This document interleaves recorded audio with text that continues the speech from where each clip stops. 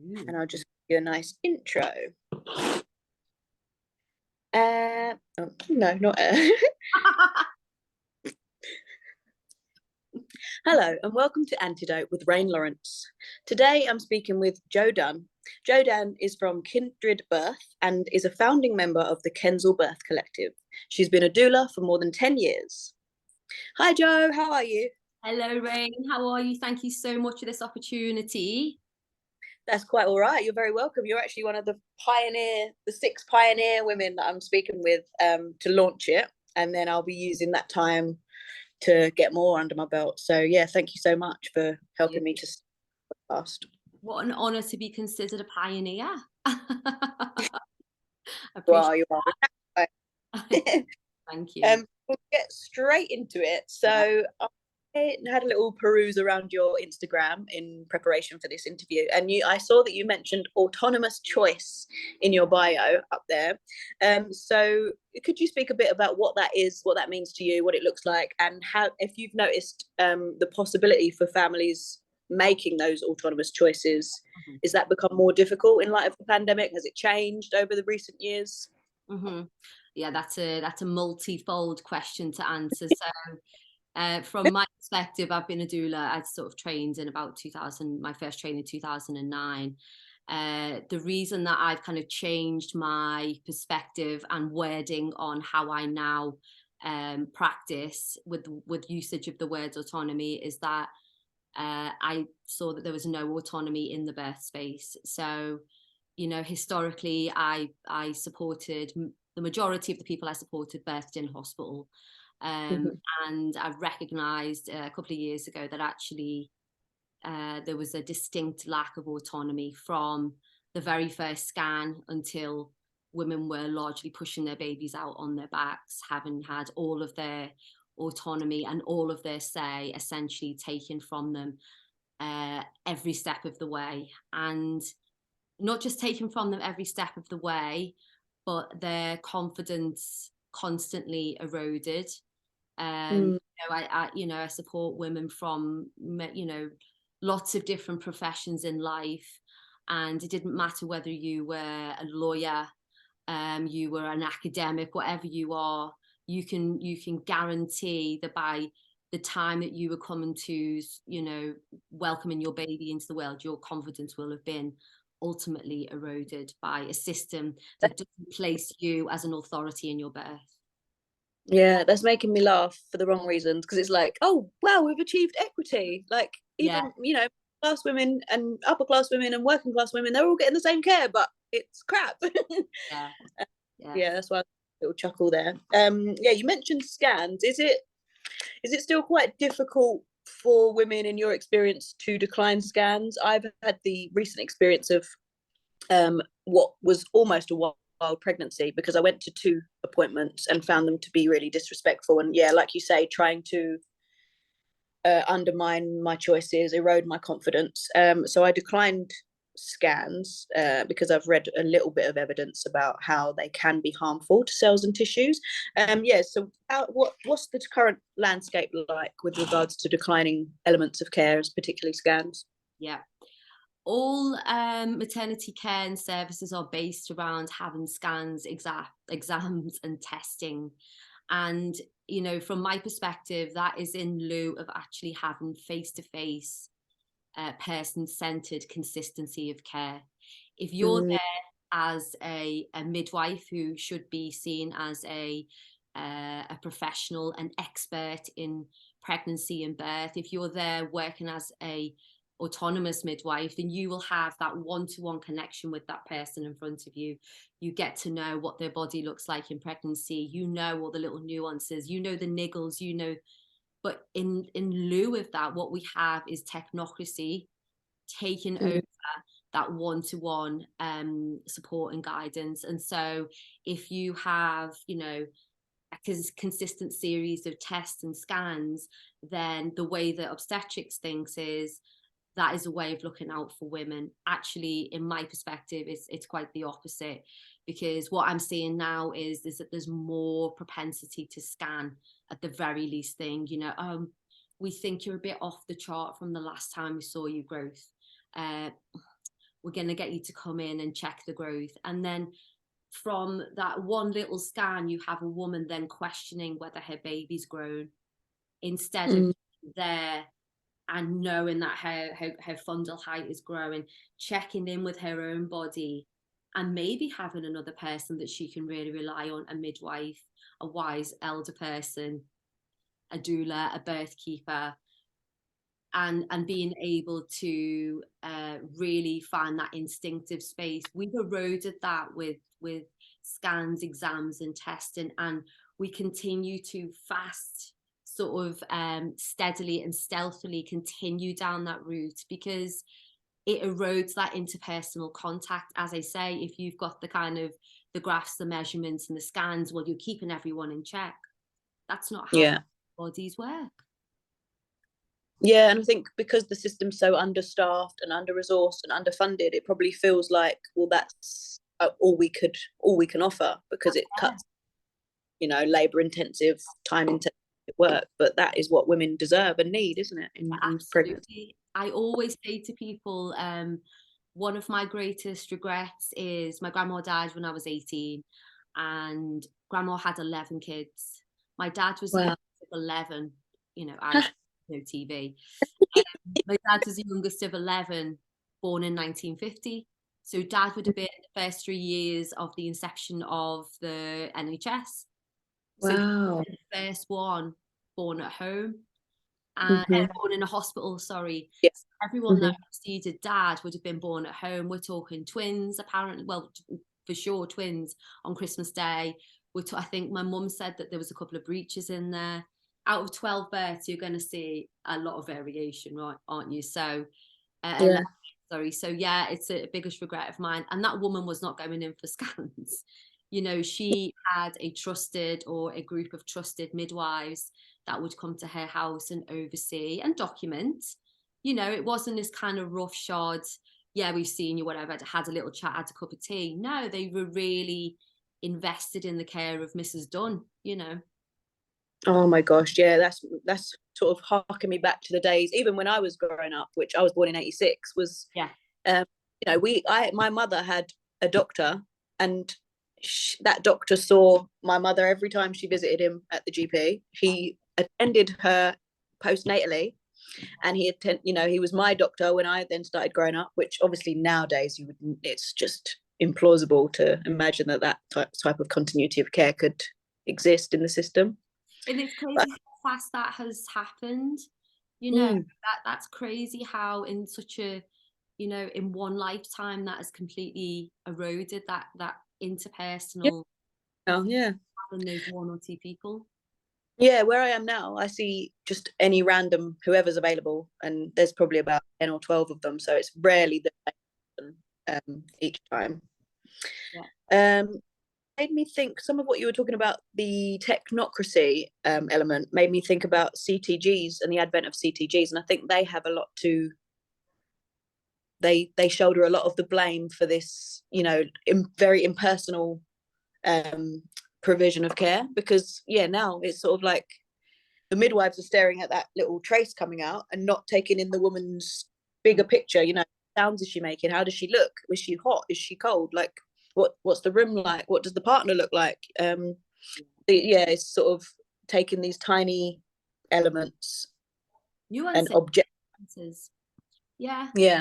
Those sort of interpersonal human nuances that you and I know. We know when a woman starts to change smell, that shit's starting to get real. We know the sounds, we know sometimes quite literally shit is starting to get real. It's literally starting to get real. Yeah, exactly. And that for us is pretty exciting. So we're like, hell yeah. Yeah, she's nearly there. Yeah, this is amazing. We know. Whereas, you know, if you're working under the sort of obstetric model, and I include midwives in that as well, unfortunately, which you can speak to, you know, we're losing that art. You know, midwifery is an art. It's an art, really, to be able to know without ever laying a hand on a woman where they're at in their labor. That's an art form. That's an observational art form that it takes years to finesse. if you're staring at a set of observations on a screen that we know are completely fallible and don't always have the best, I mean, they move, the baby moves away. And so you're then rigid to essentially a computer that it isn't completely accurate at all. And then because hospital have to have this sort of CTG scan, they then have a constant reading of it, which means if anything comes up, they have to act on it. And for them, Yeah. I don't think I've ever been to an emergency C-section in all the years I've been doing this where I ever felt it was, and I'm not a medical person, but I've seen a lot of birth where it ever turned out it was a true emergency. No, absolutely not. They rarely are, aren't they? And I've seen a woman who looked to be birthing beautifully in the hospital. She was a hypnobirthing mama, and simply because she'd submitted to CTGs and electronic fetal monitoring, and it looked like a decel that lasted more than 3 minutes, she was whisked into the theatre. I've seen many of them. I was at birth coming up to 2 weeks. A home birth that was totally and utterly sabotaged. The reason I've written the piece Sabotage, not just based on this woman's experience, but on a accumulation of many. But this woman was utterly sabotaged. So she opted for a home birth, and yet was sabotaged by the hospital, who would not relinquish any control over a woman that wasn't even on their premises. So this is where we're at in our evolution of obstetrics, whereby obstetric is essentially being brought into the home, whether you effing like it or not.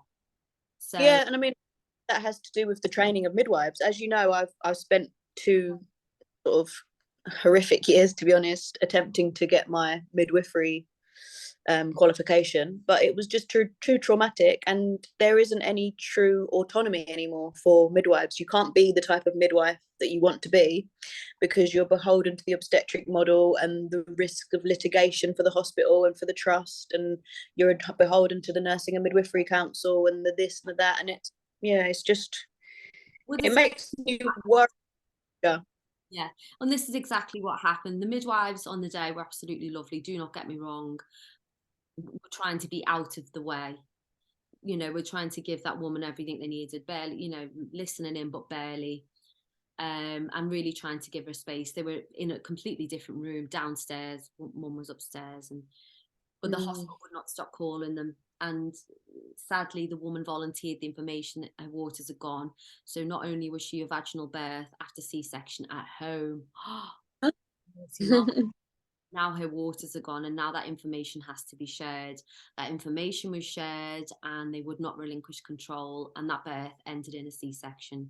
So even with me there, a very vocal advocate with a lot of experience, because once you get into the cogs of a labouring woman, and you start using words like dead baby, which was completely and utterly used many times over the phone, then that woman is then in a situation where cortisol is running the show.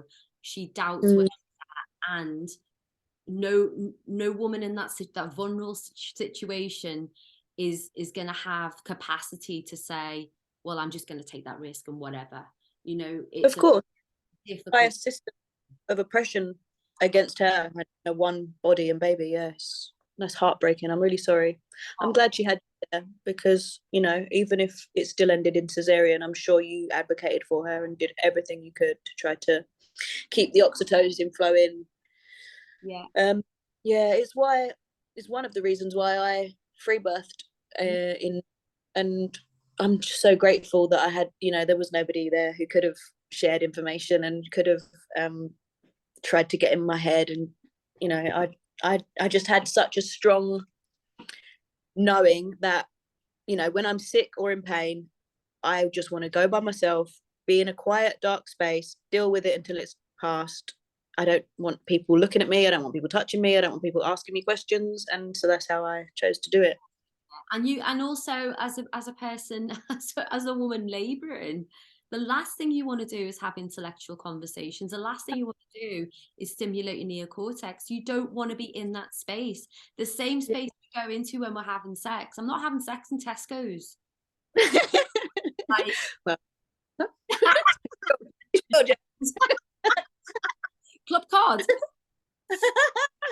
Doing that for a reason. it's sad, isn't it? Because midwives used to be and should be the experts in physiological birth, so they should know that darkness and privacy and quiet and not being questioned and quizzed and asked this and that is optimal. But yeah, unfortunately, the training isn't teaching them that, isn't showing them that. They rarely see natural physiological birth unfolding without disturbance, so they don't know that it's possible. I remember you saying after coming out of your first year, we were on one of our many groups that, you know, we're all on, you were saying that you hadn't seen one physiological birth in was that your first year or second year? Yep. So you're expected to witness 5 births, so you're not involved in the delivery, which, I mean, who is, apart from the mum and baby, involved in the delivery anyway? But the expectation is throughout your 3 years training, you're supposed to witness 5, deliver or catch or, you know, facilitate 40. And yeah, after my first year, because of the induction and instrumental and surgical rates, I still hadn't witnessed my 5. I mean, that says a lot, and you will not be alone in that at all. No, shame. Such a shame. Okay, so you also mentioned, I love all these words that I'm also into, radical responsibility. Can you speak to that? Like what it means? How can women still access it under the oppressive industrial medical system that we currently have? Can't. I was hoping it wouldn't be that. Suspected it might be. I'm afraid if you, okay, let me just sort of briefly explain what my understanding of radical responsibility is. Radical responsibility is taking full ownership of your body, your choices, and ensuring that you are the authority in that decision making, whilst also accepting the consequences of that. So from a birthing capacity, understanding that you might be walking a path that might not be supported by medicine, and you are willing and happy to walk with the consequences of that as well. That to me is radical responsibility. I realize that sometimes I'm a bit at odds with a lot of this stuff because I walk it myself, but it also I'm aware that it can be a bit of a buzzwordy kind of thing, you know. For me, in my own life, I stopped taking any pharmaceutical medications when I was around 20, 21, 22. I moved to New York, and for the first sort of 22 years of my life, I was on all kinds of inhalers because of chronic, like really bad asthma. Hospitalized a lot throughout my childhood. 2 to 3 antibiotics a year. And so when I moved to New York, that was the kind of start of the internet. How old I am, the internet. And so it was kind of a drip feeding of information and how, you know, diet can actually impact your health. And I know there's me on steroid inhalers, you know, and it was just this. I know obviously my asthma wasn't as bad at the time. I kind of slightly grown out, but I was taking it a few times a day, and came to the gradual realization that maybe if I stopped taking this thing, maybe my lung capacity would grow. It was just this kind of like, okay, well, let's try it and let's see how you get on for a week. And then by the end of that year of being overseas, I wasn't taking anymore. And little things like sort of keeping an eye on dairy. And that for me was the kind of start of me taking responsibility for my health. And then, you know, I kind of got into this whole mentality of really questioning if I did go to the doctor, what was that thing that they were telling me that I needed to take? God, it's so, isn't it? Because they don't even attempt to provide fully informed consent these days. So yeah, it's so important to be questioning and challenging. Challenging, and also saying, okay, well, this illness that I have, or this you know symptom that I have, what is it? What does it stem from? How can I get rid of it? How can I eat better? What can I, you know, what are the things around it that will eradicate it? But also, what's the source of it? What's the origin? Where is it coming from? And so it was, you know, taking this path isn't always the easiest route. I've had psoriasis on my leg that I got rid of. It took me a year. I had, you know, serious depression about 12 years before I became a doula. had serious depression, and really, you know, probably would have gone on antidepressants and all the things. But because I was sort of 10 years into this kind of taking health responsibility, that never seemed like a pathway to me. And so it was really a sort of undoing, in that I had to look really deep and see why I was depressed, you know, where it was coming from, and dig deep and do the work to find myself in a better place, and knowing that, okay, you know, when these depressive kind of phases hit, what do you do around it? Where can you be? What can you seek that will make you feel better? And that was, you know, game changing. And then I became a doula, and that the whole doula thing really is about questioning absolutely everything, you know, from looking what's on the back of packets, which I kind of was doing anyway, to, you know, I've got my little dog sat asleep beside me here, who's 11 years of age now. And everything I do with her, you know, isn't just, I don't just accept what the vet says. I want to know why I would be injecting her. Why would I give her this food off the shelf? Why would I, when there's, you know, better things and more in line with health, and that isn't going to have her going to the, or aging every 2 minutes, or, you know, it's, there's a lot of things that it just essentially, radical responsibility opens up the sort of information highway that you can access without being told what you need to do. Yeah, absolutely. And that's pretty much how I see it also. I'm not as deep into the journey as you. I haven't taken pharmaceutical medicine probably only for about a year to maybe two. But yeah, I agree that, you know, a lot of the motivation is money. You know, they need us to remain either ill or on treatment to perpetuate the system and keep it all rolling. So keep the gravy boat running. So yeah, that's been a real eye opener for me. Like, especially, it's funny that you mentioned mental health, because I think that's probably the most misunderstood area, because I think people think that psychiatry is way more scientific than it is, and that they actually know, you know, that you'll have a chemical imbalance and it's this particular chemical, and this will increase it or decrease it. They don't. It's essentially, it's probably like a group of white middle-aged middle class psychiatrists who decide, you know, there's this condition now, and it's the criteria for it is this, and we want them to take this medication when you diagnose them with it. And yeah, it's not particularly scientific. No, I mean, and speaking of scientific, you know, you only have to look at policies that are gleaned from, that are made within obstetrics. It's something like 9 to 12% of evidence-based science is put into policies in maternity. That's a really, really low amount of science. So you can be sure to understand that it's not really about the science, it's actually about the culture. So you know, I guess the sort of most prominent one that we can bring to mind is inducing for post terms. You know, people get to 38 weeks and then the whole induction chat starts with people getting booked in for an induction because you can't go overdue. And no one, or hardly anyone, unless they've had, you know, decent birth prep, asks the question about, well, what is a due date? Where did it come from? Why are we aligning with the fact that baby should be born around a specific date?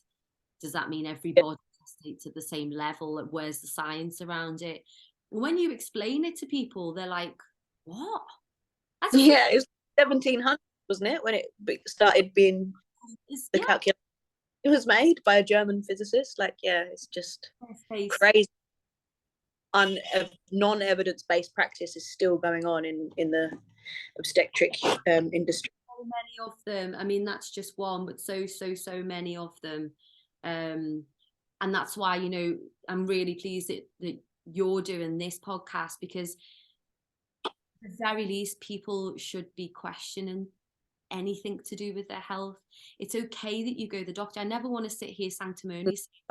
I got psoriasis and, you know, I came out with depression. It was really, that's not the point that I'm saying, or I think that you're saying. It's more about having the audacity to be really curious about things, Mm, whatever it is, exactly.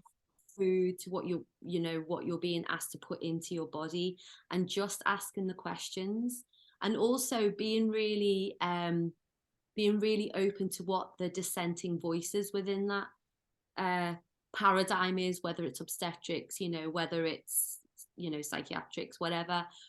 What do the other people who are not captured by an industry saying? The people that are not Mm, being paid a wage, what do they have to say about it? And then you might come to a better understanding. It might take you back to where you started, and there's no judgment on that. But it's mhm. about opening your mind to all possibilities, that this one finite, conclusive thing might not be the thing that's for you, and you might end up going down a pathway that goes on forever without Ab- any betterment. yeah, absolutely. Because contrary to when you began, so you're clearly a pioneer, groundbreaking stuff. Like we've got Facebook and PubMed, and you can, the layperson can access studies and literature and scientific material at their, at their fingertips. So um yeah, it makes sense to be exploring and And it's easy. And yeah, yeah. it's absolutely easy.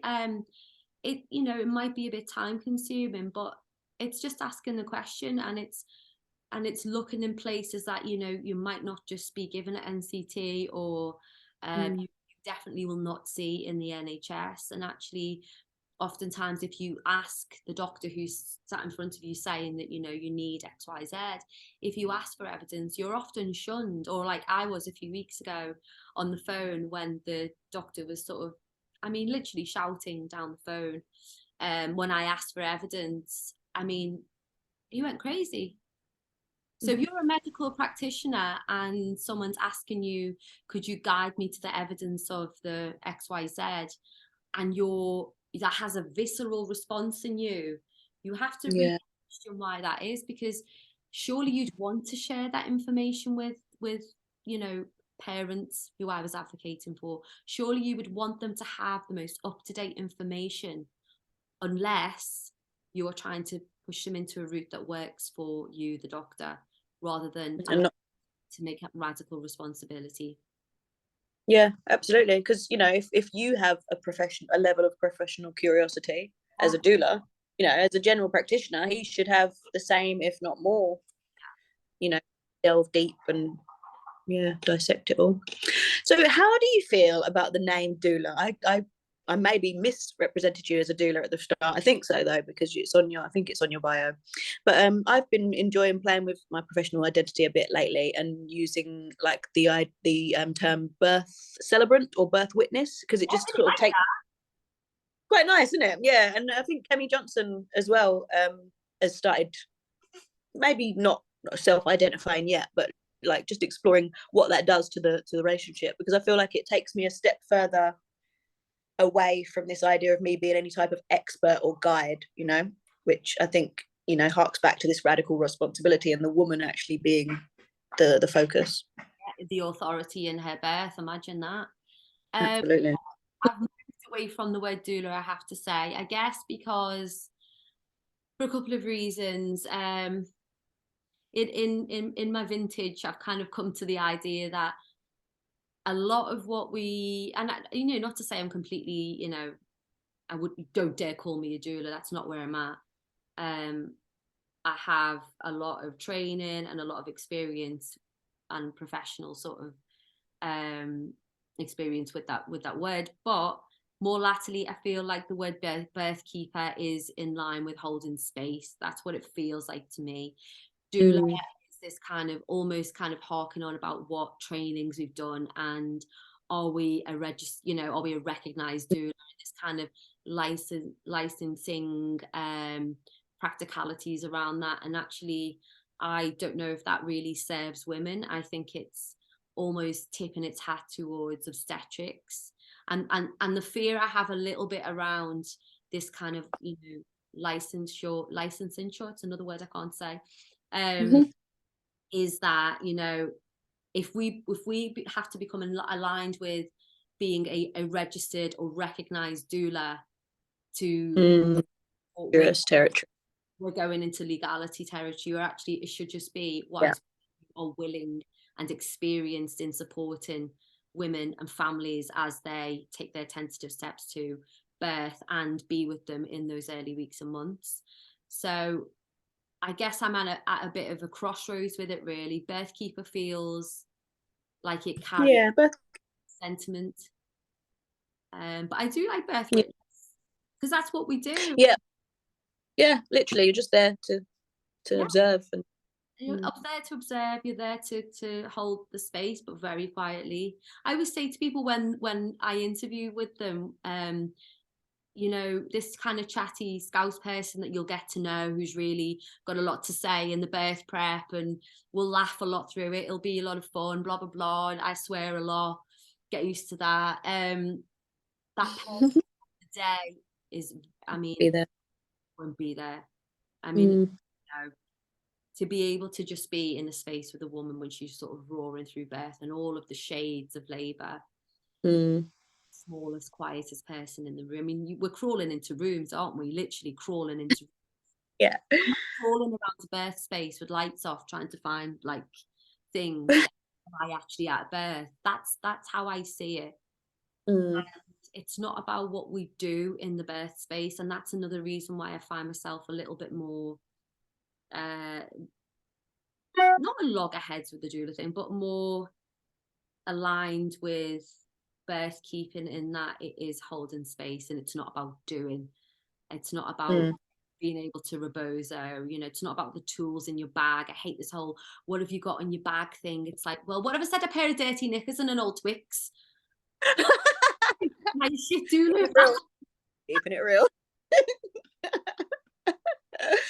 Oh yeah, no, you're absolutely right. I was interested when you were speaking about the Doula UK and the accreditation angle of things, because it reminds me of like the turn of the century when midwifery itself began to be professionalized, and I feel like we could stumble into those same errors that were made there, because in the UK at least, before midwifery became professionalized, it was your wise woman from down the road, who'd, you know, had 9 kids herself, and they'd also lay out the dead, so they were, you know, they were familiar and comfortable with that threshold part. And yeah, I think a lot of, well, it's the legacy of the maternity system we currently have is from that turning point when those women were pushed out and they were no longer allowed, and they didn't have the financial resources to become professional, and they weren't, you know, really welcome in the universities or the colleges anyway. So yeah, I think midwives, those dirty midwives with their herbs and and their ability to just be with women when they gave birth. No, absolutely, that you've put it way more eloquently than I have. That is the kind of shtick that I have with it, in that, yeah, I don't want it to sort of move towards this, you know, you have to be licensed and registered, because that then means that, you know, more doulas will start to work for the NHS, and we won't be this kind of more free-spirited, autonomous, you know, movement that it really should be at its grassroots. It should just be, yeah, I mean, from birth to death, really. It's that lifespan, isn't it? And that's exactly it. Historically, authentic midwifery was cradle to grave, witnessing, supporting people, holding them in that space from cradle to grave, essentially. That. Yeah, because, you know, they talk about the postpartum period, but, you know, the postpartum period is forever. Once you've had a baby, you are then postpartum. So it strikes me as sort of funny and a little bit sinister that there's this push for like, oh, you know, you can experience this in your postpartum, because women are always postpartum. So are we risky just by virtue of being able to give birth to children? Yeah, you know, is what we're trying to say? Possibly, yes. Yes. I think women are risky anyway, aren't they? I mean, there's no bounds to the level of risk that women, you know, propose anyway. And especially women who have a lot to say, like you and I, we're definitely risky. I mean, Oh, you've worked in the, there's no one who knows it more than you guys. Like, I honestly take my hat off to you guys for treading that path. I know that you got a lot out of it, but my God, did it take a lot from you as well. yeah, and you know, I assumed it would be difficult, and I assumed that I wouldn't fit in, and that I'd have to witness things that I wasn't okay with, and maybe bite my lip a little bit. But I had no idea how much and how awful the stuff that's going on obstetric units all up and down the land is. And yeah, I just couldn't. It's not that I couldn't get to the end. I'm sure I could have plowed through and did my final year, but I don't want to be in that coven. You know, I don't. I would. I want at the beginning. I was like, oh, I'd love the role and the label and the status in a sense of being a midwife, but I no longer hold them aloft as something really worthy and valuable, because they're obstetric nurses, unfortunately, in this country now. And it's actually the birth keepers and the birth celebrants that are the experts, or the, you know, the ones that can really help women to facilitate natural birth. So Yeah. back, Sorry. back to my roots as a doula or birth keeper. Yeah. And I feel kind of I'm more, you know, as I probably, you've probably seen on my Instagram that I basically kind of made a statement that I was only supporting home birth. And that in itself is also a transitory phase, because the reality is I can support home birth, but we still have obstetric nurses coming into that home. And, you know, 2 out of 10 births might be absolutely wonderful because the second time mum, third time mum, it went really fast. Nothing was required in terms of, or there was no time to have any clinical stuff or any interventions happen to that birthing woman. But I've come to realize that actually the reality is that it's becoming impossible to work even in that space with midwives. You know, we call them midwives. They are obstetric nurses, and they, as you say, are beholden to a license which ensures that they have to practice with obstetrics in the back of their head at all times. So even if they don't feel like the things that they have to put into place, like the midwives through the week, they knew, they articulated to me how frustrated they were, but they had no autonomy. So again, I'm sort of, you know, moving in a space that's probably going to be supporting people in the free birth community. Yeah, It's with it. Yeah, it's a weird transitory phase for me, because obviously I've been doing this for over a decade, and it probably was always going to go in this direction. But there's something about saying that out loud that I really struggle with. Yeah. You know, and why it's beyond me, because I guess even I've been institutionalized, even though I never worked for an NHS, but I've seen a lot of birth. I've been in a lot of, you know, hospitals and home births with a lot of midwives, and even I struggle with the sort of untangling from the institutions that have play heavily on me. Yeah, I think it's impossible to have grown up in this culture and not to have taken a little bit on, at least. Yeah, it makes me think of my birth in May. It was funny when I free birthed completely, so there was nobody, it was just me and my son. But then he needed to be cut he needed to have the cord cut because it turned out to be twins. And so I had to invite a friend and neighbour in to cut the cord, and she remained for the delivery of the second twin.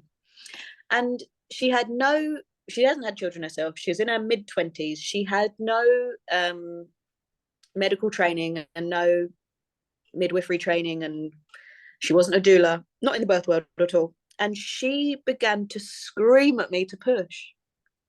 Really? Like that. Yeah, because I think, and it was so strange because I experienced fetal ejection reflex, so I didn't need to push. So it was just so interesting.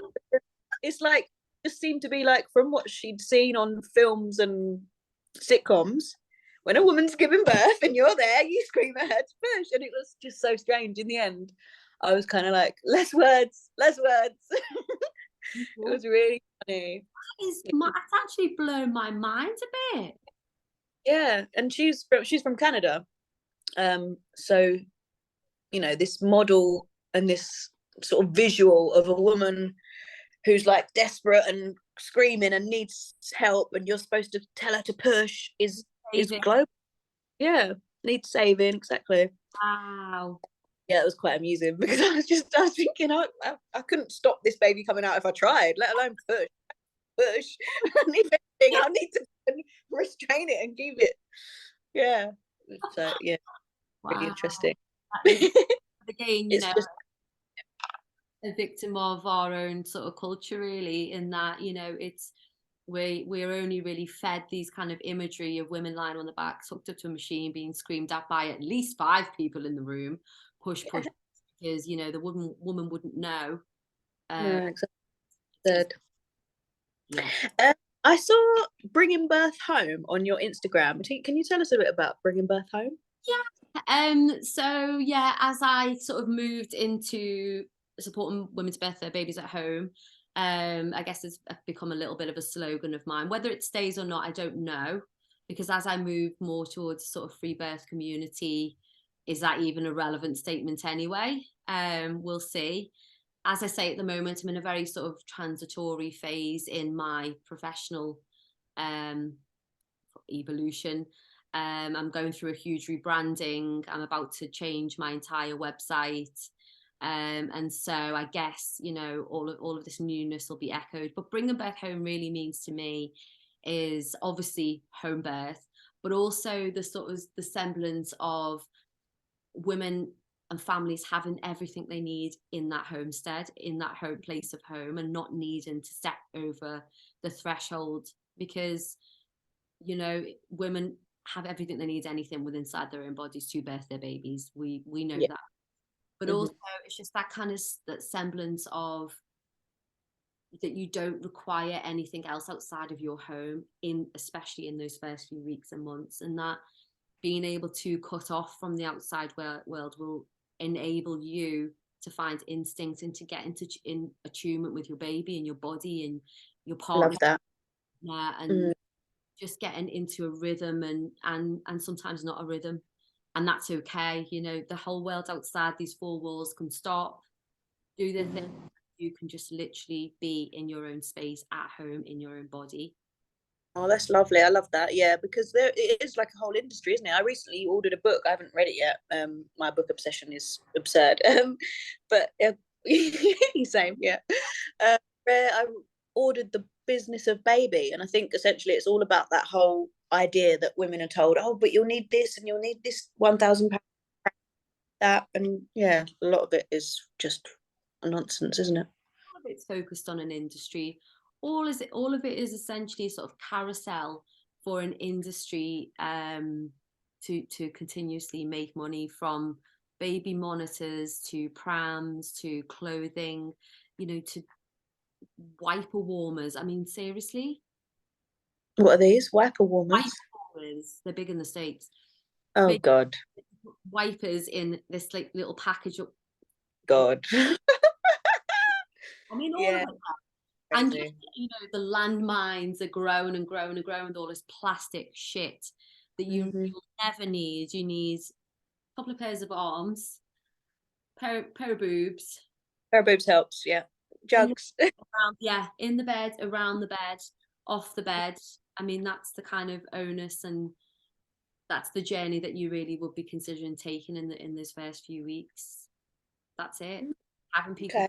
good food, and that's part of my postpartum is ensuring that people are nourished in those early days and weeks. I'm really big into food, and just ensuring that people have really good hearty food to replenish, repair, and get the sort of build the blood back, as Nicola Goodall would say, build the blood back, or the blood that you've lost, which is completely a normal part of giving birth. You're building it back, that collagen, that elasticity, any depletion that's happened in the growing your baby, and it happens, it's going to happen. You can build that back as you go, and just making sure that people have just things that they need to hand, and also a pair of ears. that again, without any judgment. I think that's so important in the kind of early weeks and months, because there's enough ways to kind of like go on your phone and Google what's needed, or listen to a friend's horror story, or go down the rabbit hole of like what you're doing wrong in breastfeeding, and the fact that your baby's not in a routine of 3 days old. But actually, just being able to kind of be in our own space and grow into that early mothering experience without any outside distraction is so important. And I'm a person who's never had a baby. I knew from an early age I never wanted children, which is utterly bizarre to anyone. This is so shocking to me. I assumed you had. Everyone thinks I've got about 10 kids. No, I knew at 18 I didn't want kids. I made my mother sign a piece of paper to say, don't hassle me for kids, because I don't want them. And yet from the age of 15, I had like a babysitting empire. And I trained as a nanny, trained as a nursery nurse, you name it. I've always worked with kids from the age of 16. I'm now 46. Oh, that's so sweet. It's my lifetime off. Yeah, I feel like that just makes you even more like nurturing and compassionate for that. That's crazy. I had no idea. Yeah, it's really shocked me. Yeah, people are really surprised. And when I meet mums for the first time, they're like, "How many have you got, Jo?" And I'm like, "No, I've got none. None. I've got my little dolly here." Say hello. Oh well, yeah. I mean, fur babies are way better anyway, so don't worry about that. But yeah. Yeah, the postpartum is such a neglected area, isn't it? Like my postpartum was an absolute horror show, because I was basically kept prisoner on a ward for 10 weeks postpartum. So the food was appalling. But yeah, this is not that space to talk about that. Do you want to discuss? I'm just aware that we're coming up to an hour point. Are you okay to carry on? Yeah. Would you like to talk to us a bit about the human microbiome and vaginal seeding? I never know if it's or vaginal. I say vaginal. I don't know what vaginal. I think I say. You say vaginal. Oh, do you? Okay, maybe you're right. Anyway, you know what. So yeah, the human microbiome is basically underpins all of our health. There's so much more research and knowledge about it now. So our gut microbiome and its myriad of microbiota starts from birth. And so, as you well know, babies that are born that are squeezed through the vaginal route lick their mum's perineum and their vagina on the way out, and internalize and ingesting those brilliant bacteria, sometimes poo. We've all seen that at birth, and that sort of internalization kickstarts a gut immunity, and that gut immunity is helped along by mum and baby being close together, skin to skin, for weeks after the baby's been born, swapping those communities of bacteria. I'm doing this because I'm sort of gestating towards a breastfeeding relationship, but skin to skin. And then breastfeeding is the icing on the cake, isn't it? Because especially that sort of very early breastfeeding is absolutely jam-packed with immunoglobulins, stem cells, and all that good stuff. Vaginal seeding, I haven't heard that much about it recently, actually. I think it was a big thing about sort of 5-6 years ago, wasn't it? Maybe a bit longer. And then it kind of got thrown off the table because there's no evidence around it. Because, everything in obstetrics requires evidence until it's something that obstetrics wants to do, and it doesn't require evidence anywhere else. I mean, it's just, for anyone who's listening into this, if a woman's had a C-section, obviously the baby comes out of the tummy, the sunroof, and misses out on that entire sort of bacterial vaginal bacteria as it emerges from the vagina.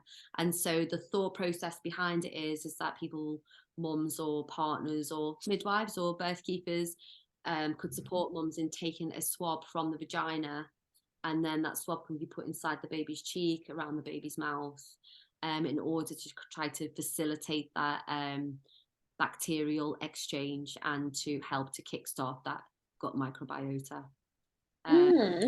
Yeah, makes sense.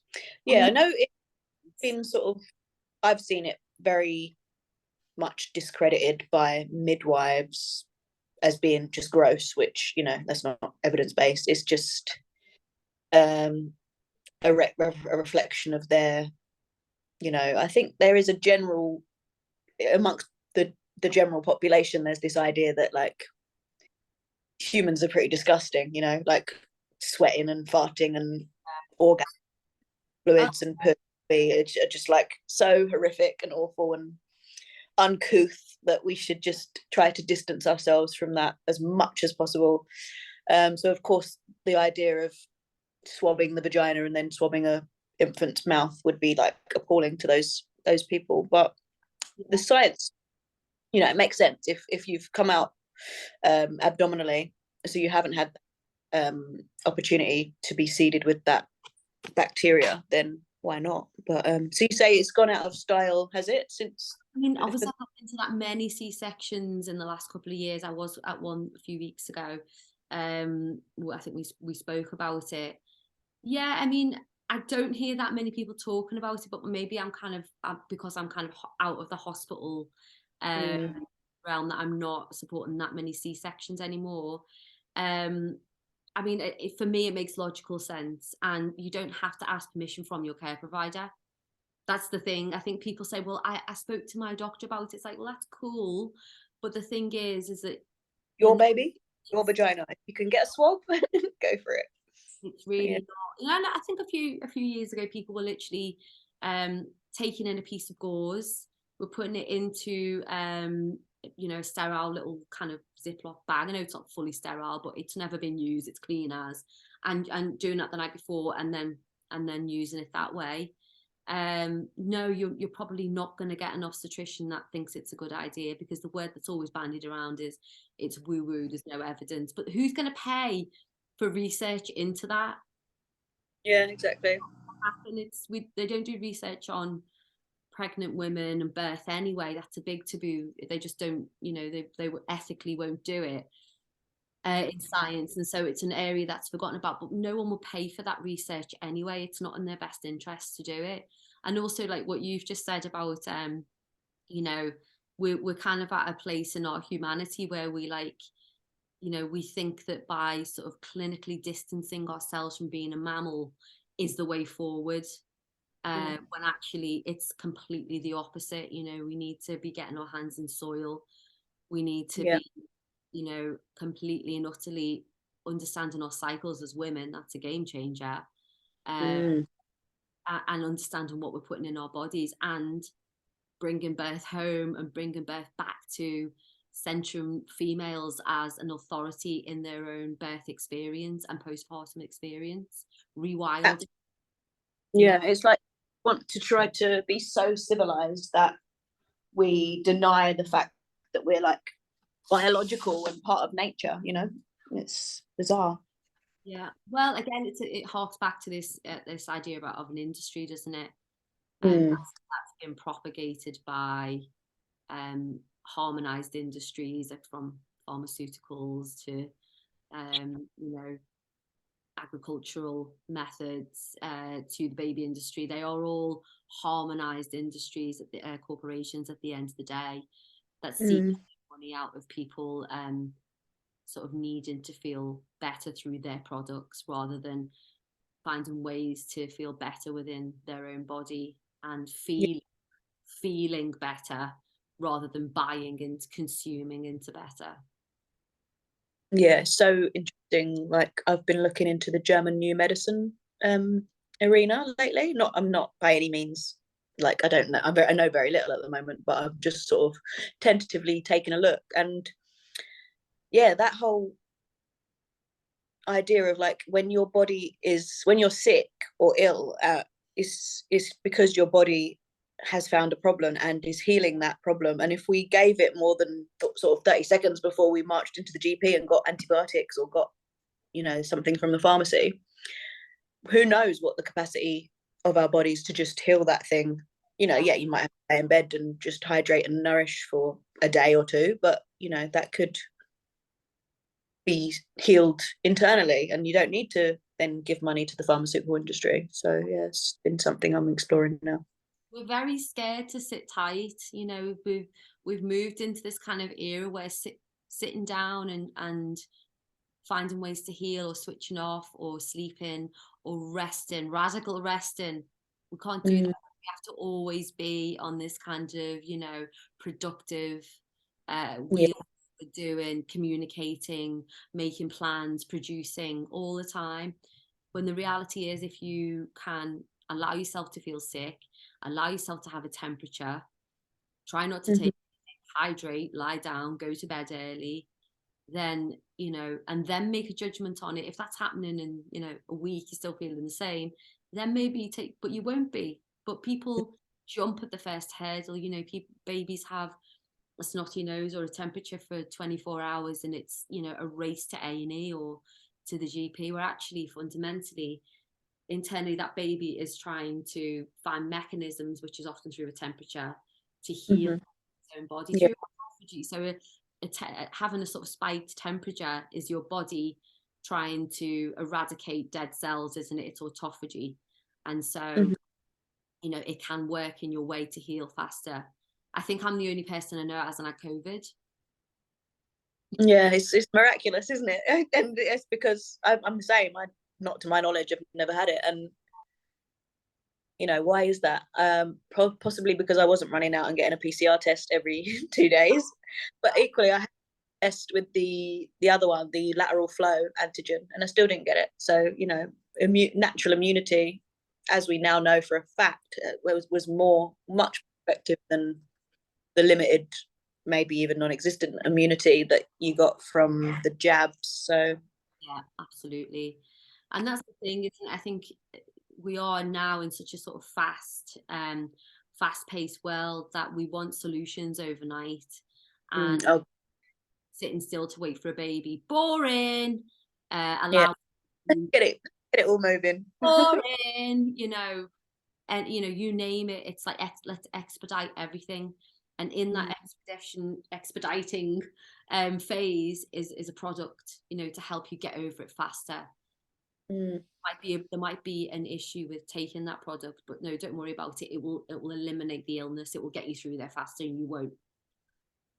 Yeah, All, I'm very guilty of that. Like I'll be tired and bored and there's nothing for me to watch, but I'll still just like cling to my phone over night time instead of just turning the light off, putting the phone away and going to sleep. I'm like, oh, but I'm sure I can find something to entertain me, to keep me up. Yeah, we're all addicted to these bloody phones. We are absolutely completely and utterly addicted to them. It's absolute. I mean, I run a business off it. Yeah, my excuse too.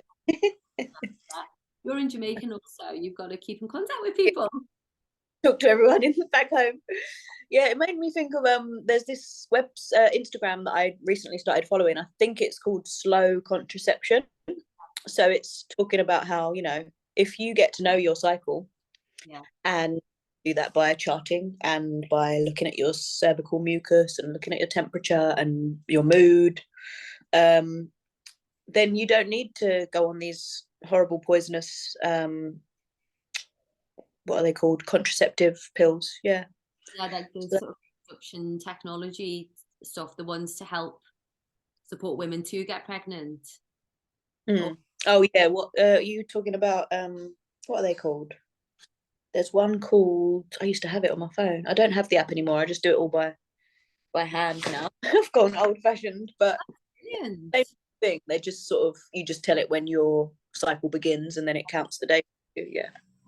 Yeah, I mean, we know so much more about the pill now, don't we? I think that's going to be a hard chunk of information hard pill to swallow for many people who, you know, age. I used to live with a PhD lecturer, highly intelligent woman who'd 37, had been on the pill since she was 20, and didn't and never asked her doctor the side effects. She didn't know what the side effects were. She didn't fully know how the contraceptive pill worked, and had never had a full discussion I'd essentially been put on the pill at age 20 and was still on it. My goodness, yeah. Mind blowing to me. Yeah, because the list of side effects is like extensive, isn't it? And yeah, I guess it goes back to this idea about speed and convenience and instant gratification, that, you know, who cares what the side effects are or what the other alternatives are, because this one was given to me quickly and easily by my GP, and it's done the job, so why even investigate further? And it's also that plastering over of symptoms. It's like people put on it obviously so they don't get pregnant, but also this thing of like plastering over endometriosis, you know, lots of different issues with periods, instead of getting to the core root of the issue and Absolutely. and finding a true diagnosis about why these things are happening to those women. No, just put them, and then when they come off the pill and try to get pregnant, or you know, when they hit menopause or whatever it is, it's a rude awakening for your body, because your body is now having to orchestrate its endogenous hormones, and it's not had to do that. And periods on a pill is not the same. They're just breakthrough bleeds. They're not the same. I think, you know, from this, you know, this kind of awakening over the last few years with regards to A, hormones, and B, the contraceptive pill, I think a lot of women are waking up to their, you know, female health. Yeah, definitely. I've seen that. I've noticed that revolution happening. God. Getting more interested in the menopause and what it is and when it starts and how they can treat it. I'm hoping that because I started this charting in my mid-30s, I'm going to absolutely like breeze through the menopause. However, my mother has been going through the menopause for like 15 years.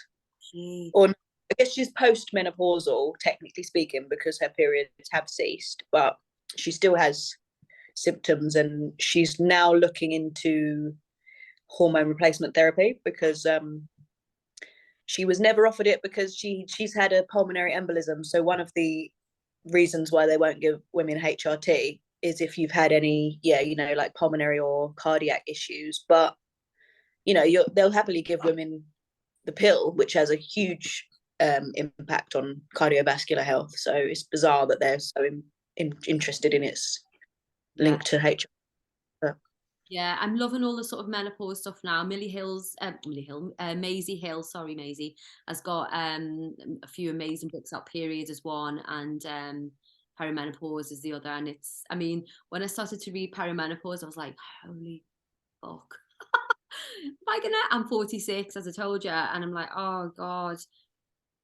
It's great that knowledge is power, but sometimes I had to read it in like sections, because I've like that. overwhelming. You're like, I'm gonna get all of that. Oh my, and I've not had kids, so, and I just have to like read it, put it away, come back to it, read it, you know. And I think if you can read that, it's better. Is it supposed to be different then if you haven't had children? Your menopause is. I think because if you haven't had that kind of huge fluctuation of oxytocin, I think it can impact. I mean, Interesting. Really healthy and all of that, so I'm hoping it helps. I try to stay active and do all the things, but at the end of the day, I'm definitely not an angel. You know, and I still drink, I still, you know, I still go out and that kind of thing. I'm not going to sit at home like an angel waiting to get the menopause. No, that was not advised. I've ran the grey hair thing. That's about it. But yeah, I think with so much of this stuff, you kind of have to take it on board and let it sit with you, and then come back to it. It's probably the same with learning more about the whole pregnancy and birth thing. I think so many of us take things on like it's, and especially women who are found themselves pregnant, and they're like, oh my God, I need to literally inhale every bit of information from every book, from every podcast, from every, and that's impossible. You know, really, we should be engaging with it from sex education. Yeah, I would say, like, I would love to offer some sex and relationship courses because for younger women, you know, teens or preteens even, because I feel, I'm not sure because I don't work in education, but certainly when I was growing up, the sex education was just so rudimentary and so shit, and I'm sure it hasn't improved. No. I had my sex education the year you were born. And the telly got wheeled out into like this like hall. I remember the big massive screen on like I'll never forget it. And my little mate Moses, who's kind of still mates with, more of a Facebook mate now, but I remember him sitting there going, "What? No." And he was like flabbergasted. He was right behind me. He's like, "It's like devastated," because he learned the babies came out of the vagina, and he was so confused. Oh, bless him. Yeah, did you get split up? Oh, so you didn't get split up. You had, yeah, see, that was the most bizarre part about it for me, was that they took the boys off into their own little room and they let the girls stay, and it was like, why are we being secretive? Why do they need to know stuff that we don't need to know? Like, this is so silly. Like, Yeah, because we talk about periods with the girls, and the boys can't possibly know that. they couldn't handle that. Their heads would explode. Exactly. Oh, listen, it's been so lovely talking to you. Would you? I'm supposed to do this at the start, and I completely forgot. But you mentioned your wonderful, wonderful poetry that you've been getting into. Right, So would you grace us with any poem of your choice? I'd love to hear it. Yeah, okay. Because I can't remember it off by heart yet. No, it's fine. I'll read Sabotage. Sabotage. Smiling, the pinnacle of authority, charming, casting spells from a script, mocking your instinct, dissolving your autonomy. Sabotage. Scan, exam, test and screen. The perpetual fear loop, irresistible longing for their approval, week in, week out, fetishizing death, normalizing control. Sabotage. Safety is the weapon, compliancy the goal. Coercion, subtle, familiar, adorning the walls. Disturbing your peace, being the solution. More questions than answers. Sabotage. Are you feeling safe yet? Hop on the bed, dear. Just relax. Just a little military grade surveillance, because we really need to know your baby is too big, too small, too old, too black. Step out of your queendom and into our lab. We're friendly here. Now onto your back. Sabotage. It's because we care. We can't allow risk. Now kindly submit. It's only my fingers. It's only this graph. It's only your body. We need your patience for this violation. To decline is activism. To heal, an act of treachery. They try to separate you from the life you created, and yet you love with every fiber of your being anyway. You are not a landmine. You created life within. Can you come home to your body? Espouse the rituals that groom, radical responsibility, alchemy as you grow. Language is your medicine. Find power in the word no. Amazing. I love that. What was the weaponizing death line? Let me find it. Weaponizing death. And something about, oh, I love safety is a weapon, compliancy the goal. Oh no, hang on. Was there one that was weaponizing something? Death. Normalize it. I think normalizing death is it. One of the rules being the solution. Fetishizing death. Fetishizing death, normalizing control. Yeah. Was the fetishizing death, normalizing control? Oh my god. Oh, I had like goosebumps when you were reading. Well, I'm going to keep writing them now. So yes, please keep them coming. All right. Thank you so much for talking with me today. You're welcome. All right. Take care. Bye-bye.